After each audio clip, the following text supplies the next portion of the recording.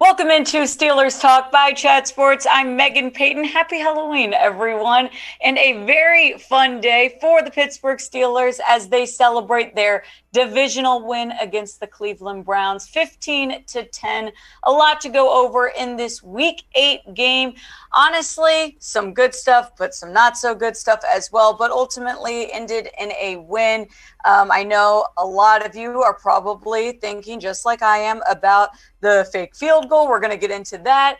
But there was just some good stuff I think we saw from Pittsburgh in this game. Some good fourth down stops, some good third down stops. I think the defense really showed up for this game. And I also think that they had a pretty big second half that was important. Lots of stuff to go over today. But I do want your first initial one-word reaction to this game. I'm going to go with nerve-wracking, because that was, not only was it a nail-biter, there was just so much that happened. It was a very slow start for the Browns and for the Steelers. Turn things around a little bit, but I'm going to say it was ultimately a very nerve-wracking, heart-beating game to watch. But Pittsburgh comes up on top. Very important against the Browns. We talked about how crucial this win was. So I'm happy to see that Pittsburgh was able to come up with the win. I'm going to give you guys my biggest takeaways. Now, this is, of course, initial reactions right after seeing the game, what stood out. Now, I think the first one is pretty obvious, and that's the fake field goal. I mean, what was that?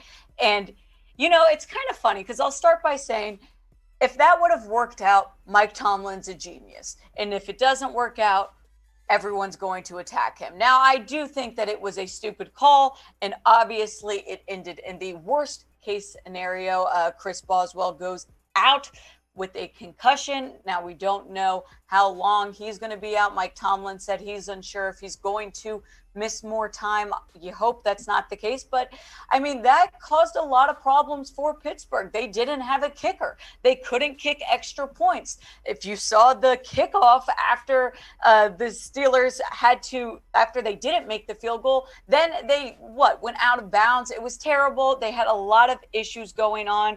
I mean, you can't hit the passer, though. So I will say there were some people talking about if there should have been, a penalty called on the Browns, because he did get hit, which looked like head, neck. And if Chris Boswell's technically the passer in that play, you're really not supposed to do that. So would have that helped them there? Sure, it didn't matter. Ultimately, Steelers end up winning, but I do think that was a bad call. But do you guys agree with me? If you think it was a bad call by Mike Tomlin, go to the comments and type bad. We can be happy that the Steelers won, but we can also call out the ridiculous things that happened during that game, which was Chris Boswell now ending in an injury. So I'm glad that Pittsburgh won. Obviously, this is something to celebrate, huge divisional win.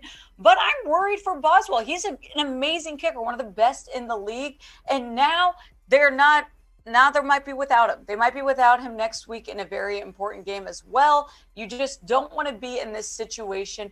Here's my number 2 takeaway, though, is that the defense showed up. The defense really stood out. I think obviously we saw a lot from, TJ Waddle, those guys, but Cameron Heyward is someone that really impressed me during this game. I think he played great. He had a huge 4th and 1 stop. That was great. He had a huge 3rd down stop. He had 4 tackles. He had that half sack.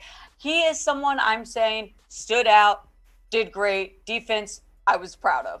TJ Watt, obviously, what else do we expect? He played phenomenal. He had 1 tackle for loss. He had 6 tackles, 1.5 sacks, and that fumble recovery, that was massive. Joe Schobert pushed it out. He got it. Fantastic by both of them. I'm just ultimately excited about this defense. I mean, they held the Browns to 10 points. That's really good. And by the way, they held the Browns to 10 points when a huge momentum shift occurred after Boswell went out. You can't tell me that they went into the half feeling encouraged. They couldn't have. I think that they were in the locker room feeling worried. They were not feeling confident, yet somehow defense came together, showed up. I want to ask you guys, though, who do you think was the Steelers MVP tonight against the Browns, or today against the Browns? Go to the comments right now. Let me know. I'm going to tell you who I think is the offensive MVP. But first, I want to tell you guys about BetUS. If you have not heard,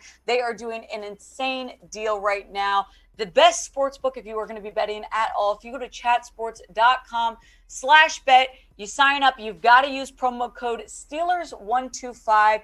They're going to give you a 125% deposit bonus. You put up $100, it turns into $225. You now have an extra $325 to bet on. And if you guys are first-time BetUS users, you can get a free jersey as well with multiple options to choose from. If you want a Big Ben jersey, if you want a Chase Claypool jersey, or if you want a TJ Watt jersey. These are all options. All you've got to do is go through the steps I just said. You sign up, use the code, deposit the $100, turns into $225. Then you need to email us jersey@chatsports.com, showing us that you did this. Now, the jerseys are going away quick, guys, so I'm recommending get on this quick if you do want your free jersey, because a lot of people are wanting them. They're going to go away. They're not going to be there forever, so make sure you guys get on this deal.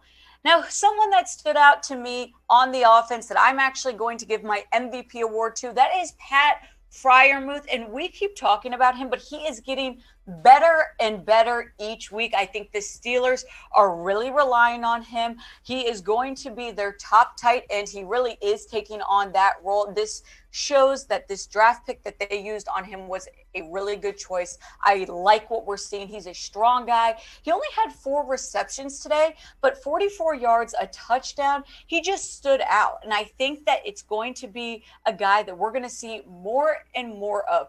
Now, we do have to point out the obvious, which was that the offense was kind of slow to start. I mean, it really felt like a defensive game, at least the first half. As we got into like the third and fourth quarter, we started to see a little bit of improvement on the offensive side of the ball. But Big Ben, I mean, he had a pretty good game. No interceptions, so that's obviously a positive. But only 34 attempts, 22 out of 34. He had 266 yards. He had that 1 touchdown, but he did have a QB rating of 98.4. Now, Najee Harris going into the run game, they used that a little bit more. And now I'd say he did very well, but also, you know, I think that 26 carries, 91 yards. Maybe we would have liked to see a bit more. Again, though, Najee Harris is great. He's one of the best guys on this team. Very impressed with him. He had a great touchdown today. So I will say that the offense, you know, kind of looked slow at the beginning, but they kind of came together, and they are part of the reason that the Steelers ended up winning this game. Now, if you guys are not subscribed to our show, Steelers Talk, make sure you hit that big red button. Get subscribed today. We're going to keep you updated all season long, and we've got trade deadline stuff coming up, so make sure you are staying tuned in this week to stay updated on all the trade rumors going around the NFL. Now, someone else that the Steelers relied a lot on that we have not seen is Zach Gentry. Now, did he do amazing? No, but it's very interesting to note. Now, obviously, Eric Ebron did not play today. Mike Tomlin said he was dealing with a hamstring injury, but I think that this is even more of a reason to believe that the Steelers are going to move on from Eric Ebron. Zach Gentry having 3 receptions, 39 yards. I think that he is going to kind of fill that second spot, tight end, Pat Freiermuth being number 1. I think he's going to be that number 2 guy. I'm telling you right now, we'll keep you updated this week, but I expect Eric Ebron to be leaving Pittsburgh because his role is just going to be more and more limited. Now, Diontae Johnson, he had that really good 50-yard play at the end of the fourth that pretty much, I'd say, locked in the game. And when I saw that, it wasn't locked in, but when I saw that play, I felt a lot more confident in this Steelers team. I think that Diontae Johnson is a guy that we are just seeing, again, more and more out of. 6 receptions, 98 yards, a really good player, someone obviously great to have while Juju is out. But 15-10, you can't be terribly mad at it. Low scores, nothing extremely exciting on either side of the ball offensively, but it ends in a win, and that's what's important, and it ends in a win in a divisional game. So now the Browns, are in last place in the AFC North. Ravens still sitting at number 1, yet they are on their bye this week. Bengals lost to the Jets today. Great news there. Steelers now take on that number 3 spot. Cleveland falls to number 4. So for fun, let's just talk playoff picture. If the playoffs were to happen today, division leaders in the AFC, we've got Titans. They'd be taking that number 1 seed at 6-2. Raiders, Ravens, and Bills all at 5-2, so they're filling that number 2, number 3, number 4 spot. And the wild card spots, hey, Steelers get that 7th seed, Chargers at the 5th, Bengals at the 6th. Obviously, a lot more football to have happened, but I am excited. Steelers are in it, guys. I am seeing more and more improvement each week, so I feel more confident. Do you guys think that the Steelers will make the playoffs, though? Go to the comments right now. It's fun to predict. Type Y for yes if you think so. Type N for no if not.